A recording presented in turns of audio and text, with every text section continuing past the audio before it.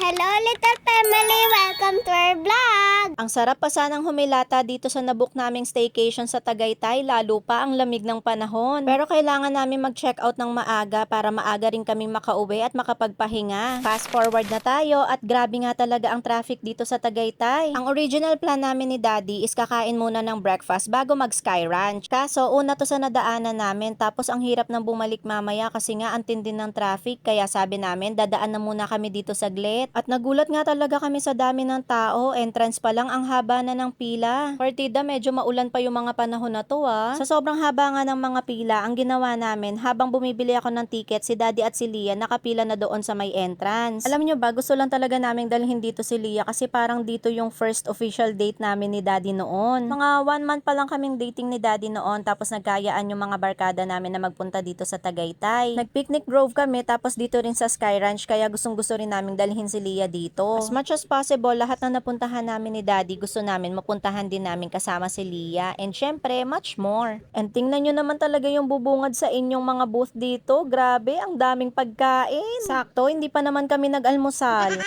Dito nga rin pala sa may bungad pa lang, marami na rin kayong mabibilhan ng mga souvenirs. At ang laki na pala talaga ng pinagbago ng Sky Ranch noon. Sa bagay, parang 10 years ago na ata kami pumunta dito. Noon, wala pa si Groot. Ngayon, nandito na. Charot. Ayan na nga, lumapit pa. Nagpapakitang gilas pa siya. Charot lang po, pero ang dami talagang gustong magpa-picture sa kanya. And syempre, kami din. At ayan na nga ang sama ng panahon. Ako, inulan na ang punta ng mga persons. Sa mga nagtataka, December 2024 pa po kasi itong vlog na to. Kaya talaga naman kahit summer ngayon dito sa vlog na to, inuulan ang mga persons. Ito na nga ang dinayo talaga namin dito, ang carousel. Alam niyo ba guys, dalaga pa ako, medyo adventurous ako, pero takot talaga ako sa heights ever since. Kaya yung mga rides, hindi talaga ako mahilig dyan. Pero yan, dahil may anak na tayo, pwede tayo mag-carousel. Pero hindi nga pumayag ang Daddy at ayan, pumila siya dyan sa Ferris wheel talaga. Oh my gosh! Yeah.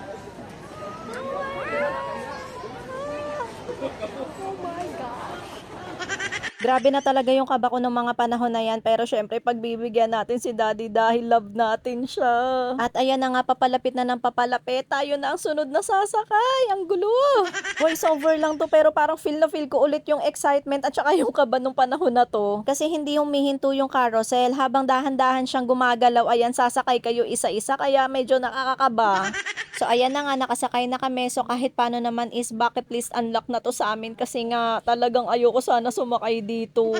Ito na nga yung part na nandito kami sa pinakatuktok and parang feeling ko medyo nakahinto siya na gumagalaw-galaw, kaya pangiti-ngiti lang yung babae na yan, pero grabe ang kapit ko dyan talaga. Tapos itong si Lia, porke hindi natatakot, aba nangaasar, ayan diba, inaasar pa ako.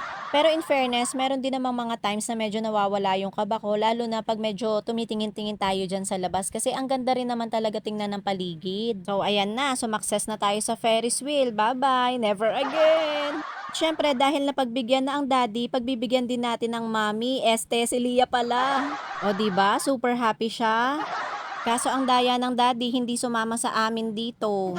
Ito yung huling nilaro namin, yung parang may hinahagis-hagis dito. Nung una, ayaw ko pa sana kasi nga parang ang mahal-mahal. Pero in fairness, ang saya din niyang laruin. Lahat kami nila Daddy nag-enjoy ng paghagis-hagis dito. Pagkatapos niya, nag-ikot-ikot lang ulit kami nila Daddy para mag-picture-picture at ang dami nga talagang tao. Hindi ko talaga alam kung paano pa ipapakita sa inyo isa-isa yung mga video ko kasi sobrang dami niya talaga. Dito pa lang sa food section, hindi ko na alam kung paano isisiksik yung mga video na to kasi ang dami nila talaga and gusto ko namang i-share sa inyo kung ano yung mga pwede nyo makita dito sa Tagaytay. Siguro gagawa na lang ulit ako ng next video kasi lampas 4 minutes na to, Day. So ayan lang po muna. Thanks for watching. Bye!